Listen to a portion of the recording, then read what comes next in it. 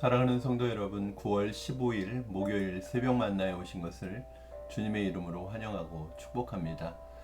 오늘 우리에게 주시는 하나님의 말씀은 사사기 14장 1절에서 10절까지의 말씀입니다. 사사기 4장 1절에서 10절까지의 말씀을 제가 봉독해 드리겠습니다. 사사기 4장 1절 시작하겠습니다. 에훗이 죽으니 이스라엘 자손이 또 여호와의 목전에 악을 행하매 여호와께서 하솔에서 통치하는 가나안 왕 야빈의 손에 그들을 파셨으니 그의 군대 장관은 하로셋 학고임에 거주하는 시스라요. 야빈은 철병거 900대가 있어 20년 동안 이스라엘 자손을 심히 학대했으므로 이스라엘 자손이 여호와께 부르짖었더라.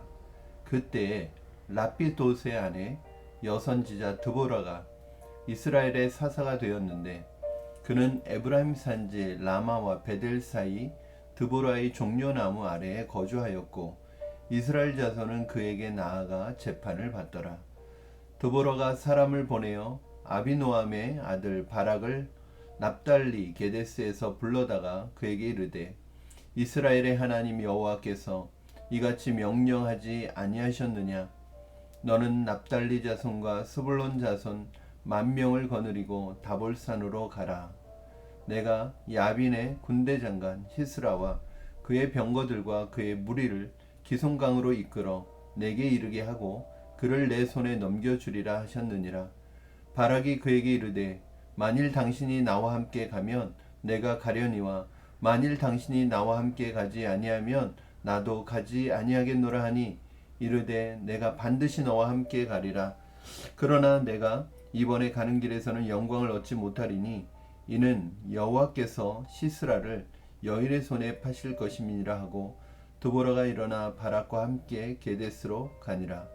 바락이 스불론과 납달리를 게데스로 부르니 10,000명이 그를 따라 올라가고 드보라도 그와 함께 올라가니라. 아멘. 우리는 종종 순종하고 따라야 할 것은 순종하지 않고 따르지 않거나 또는 따라서는 안 되는 것에는 적극적으로 따라가는 모습을 보이는 사람들이 종종 보입니다. 또 만날 수 있습니다. 사실은 그것은 당장 눈에 보이는 것에 의해서 무엇인가를 결정하기 때문에 그렇게 되는 것이라고 봅니다. 그러므로 내가 순종한다고 하는 것이 무조건 좋은 것은 아닙니다. 순종하는 것 자체가 무조건 좋고 무조건 은혜가 되는 것은 아닙니다. 무엇에 순종하고 어디에 순종하느냐가 굉장히 중요하죠. 순종하지 않아도 되는 것에 순종하고 정작 순종해야 될 대상에는 순종하지 않는다면 순종을 잘못 사용하고 있는 것이라고 할 수 있습니다. 오늘 여러분은 어디에 순종하고 있으며 무엇에 헌신하고 있습니까? 오늘 본문에는 네 번째 사사인 드보라가 등장합니다. 여러분도 아시는 것처럼 드보라는 이스라엘의 12사사 중에서 그 유일한 여자 사사입니다.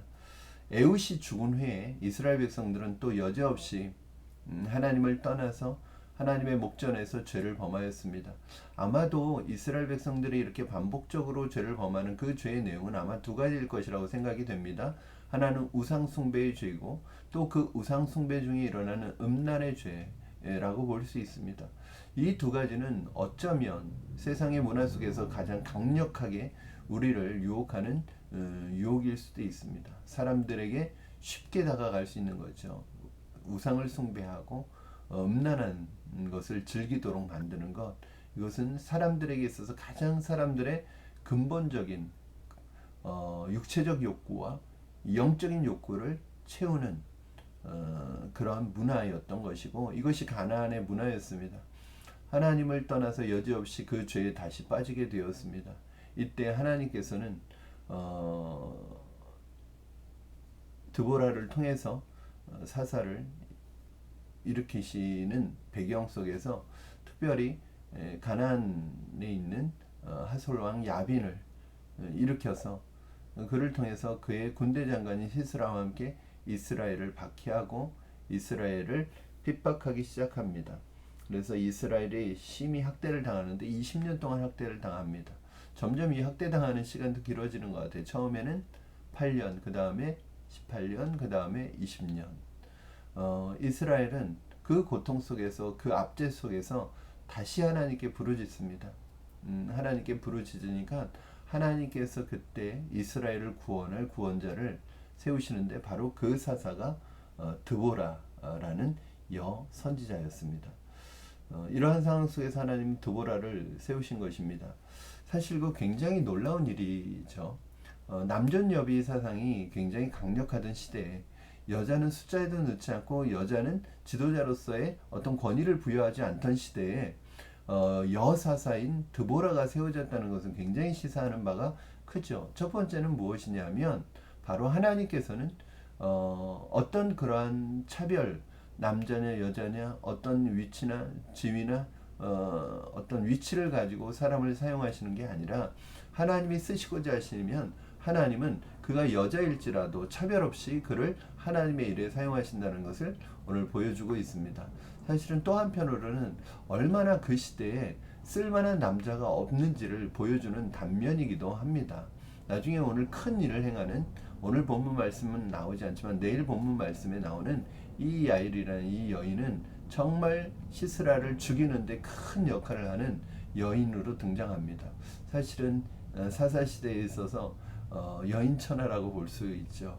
이렇게 여성의 리더십이 강력하게 드러나고 있는 이 본문을 보면서 어떤 면에서는 이 사사들이 한 가지씩 핸디캡을 가지고 있다고 말씀드렸잖아요. 처음에 누구죠? 에웃은 왼손잡이였어요. 그렇죠? 에웃은 왼손잡이라는 핸디캡을 가지고 있었고 삼갈은 목동이었습니다. 이방인이고 목동이라는 핸디캡을 가지고 있었고 또 오늘 본문에 등장하는 드보라는 사실 여자라는, 죄송합니다. 요즘에는 그렇지 않지만 그 당시로 보면 굉장히 결격 사유였던 거예요. 핸디캡이었던 것입니다. 이런 것을 가지고 있었으나 하나님께서는 이들을 통해서 하나님의 역사를 이루십니다. 하나님께서는 연약하고 부족한 자를 통해 강하고 능력 있는 자를 부끄럽게 만드시고 연약한 자들을 통해서 강한 자들을 깨닫게 하십니다. 깨닫는 도구로 사용하게 하십니다. 내가 어떤 스펙을 갖추느냐보다 더 중요한 것은 내가 하나님 앞에 어떤 사람으로 준비되느냐가 더 중요하다는 것을 오늘 본문을 통해서 다시 한번 깨닫게 됩니다. 그러므로 여러분이 하나님 앞에 준비되시면 하나님께서 여러분을 멋지고 아름답게 사용하여 주실 줄로 믿습니다. 세상적인 스펙을 준비하는 것보다 기도하면서 하나님 앞에서 내가 하나님의 사람으로 준비되는 여러분 되기를 바랍니다. 사사인 드보라는 이스라엘의 군대 장관으로 바락을 임명하고 세우게 됩니다. 그리고 그에게 명령을 하게 됩니다. 그를 이스라엘의 군대 장관으로 세워서 명령을 하게 되는데 그 내용이 6절과 7절입니다. 제가 읽어드리겠습니다. 6절, 드보라가 사람을 보내어 아비노함의 아들 바락을 납달리 게데스에서 불러다가 그에게 이르되 이스라엘 하나님 여호와께서 이같이 명령하지 아니하셨느냐? 너는 납달리 자손과 스불론 자손 10,000명을 거느리고 다볼산으로 가라. 내가 야빈의 군대 장관 시스라와 그의 병거들과 그의 무리를 기송강으로 이끌어 내게 이르게 하고 그를 내 손에 넘겨주리라 하셨느니라. 즉 스불론 지파와 납달리 지파에서 10,000명을 모아가지고 다볼산으로 가서 거기에서 그때 그 기송강으로 그 야빈의 군대 장관 시스라와 병거들과 무리들을 기송강으로 이끌어내릴 텐데 거기에서 하나님께서 너에게 그 군대를 손에 붙이실 것이다. 승리를 주실 것이라고 얘기하면서 너는 스불론과 납달리 지파에서 모은 10,000명을 거느리고 가서 전투를 싸워라. 전쟁을 해라. 싸움을 싸우라고 그렇게 명령합니다. 그랬더니 이때 바락이 이를 거절합니다. 그렇죠? 뭐라고 거절하죠? 우리 8절 말씀 볼까요? 바락이 그에게 이르되 만일 당신이 나와 함께 가면 내가 가려니와 만일 당신이 나와 함께 가지 않으면 나도 가지 아니하겠노라 하니 드보라가 함께 가면 가고 드보라가 함께 가지 않으면 자신도 절대 가지 않겠다는 거예요. 굉장히 여러분 좀 당황스러운 상황입니다. 그렇죠? 여사사인 드보라가 함께 가지 않으면 자기는 도저히 갈 수 없다는 거예요. 이 안에 이 바락이 하는 말 안에 어떤 감정이 숨겨져 있을까요? 바로 두려움이 가득한 거죠. 왜냐하면 그 명성과 소문을 알잖아요. 시스라 야빈 가난 하솔 왕 야빈이 가지고 있었던 철병거와 그 군대 장관 시스라의 그 위협이 얼마나 대단한지 이미 알고 있기 때문에 절대적으로 객관적인 전력으로 너무 큰 차이가 나기 때문에 내가 가서 싸우는 것에 대한 두려움을 가지고 있는 거예요. 하나님의 말씀을 거부합니다. 오늘 말씀에서 뭐라 그래요? 이 전쟁이 이미 너희 손에 넘어갔다. 하나님이 너에게 그를 넘겨줄 것이라고 약속의 말씀을 합니다. 어떻게 보면 바락은 일약 국민적인 영웅이 될 수 있는 사람이었어요. 이 전쟁을 통해서 정말 위대한 승리를 얻을 수 있는 기회를 하나님께서 주신 것이죠. 왜? 이미 하나님께서 다 약속하신 것이에요. 그런데 바락은 자신이 가지고 있었던 두려움 때문에 이 명령에 순종하지 못합니다. 여러분, 사실은 바락의 모습이 어떻게 보면 이상한 게 아니라 정상적이고 자연스러운 것 아니겠습니까? 그렇죠? 아무리 하나님의 말씀이어도, 하나님의 말씀이 요청이어도 삶에서, 현실에서 내가 보고 느끼는, 마주치는 현실이 너무 강하고 너무 크면 사실은 우리는 자신감을 잃어버리고 두려워하게 되어 있습니다. 그리고 싸움을 피하게 되어 있어요. 그러나 이미 하나님께서 다 주신다고 하는데 바락이 포기한 거예요. 하나님께서는 우리에게 순종을 요구하실 때 우리를 괴롭히려는 것이 아니라, 하나님이 우리에게 순종을 요구하실 때는 이미 우리에게 영광과 축복을 예비하시고 그것을 주시기 위해서 우리에게 순종을 요구하시는 것입니다.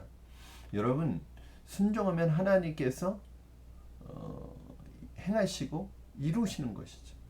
하나님께서 순종을 요구하실 때 하나님 앞에서 순종을 결단하게 하는 것을 통해서 하나님의 기적과 역사를 경험하게 되는 그 놀라운 영광에 참여하는 것입니다.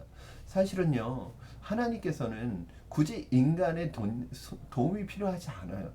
여러분, 인간의 손이 필요하지 않아요. 하나님은 하나님의 능력으로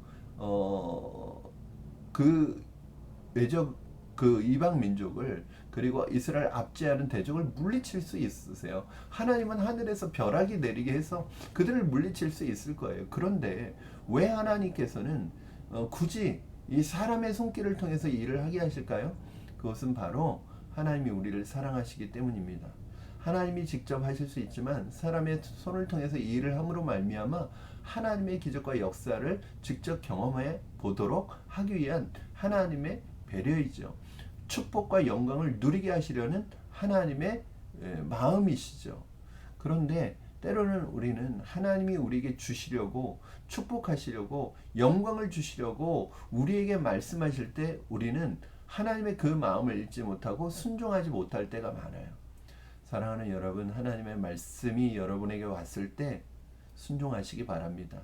순종은 우리를 괴롭히려는 것이 아니라, 순종은 우리가 할 수 없는 것을 요구하시는 것이 아니라, 순종하면 하나님의 기적과 역사가 나타날 것을 하나님께서 우리에게 말씀하고 계십니다.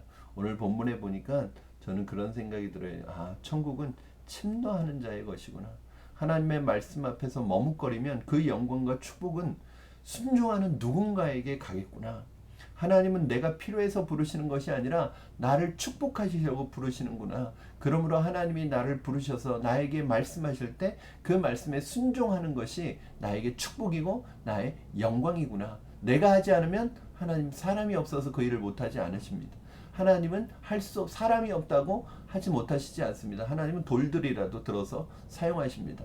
그럼에도 불구하고 하나님 앞에 순종할 때 우리는 하나님의 놀라운, 하나님이 행하시는 일을 목도하고 체험하는 그 기적의 한가운데 동참하게 되는 것입니다.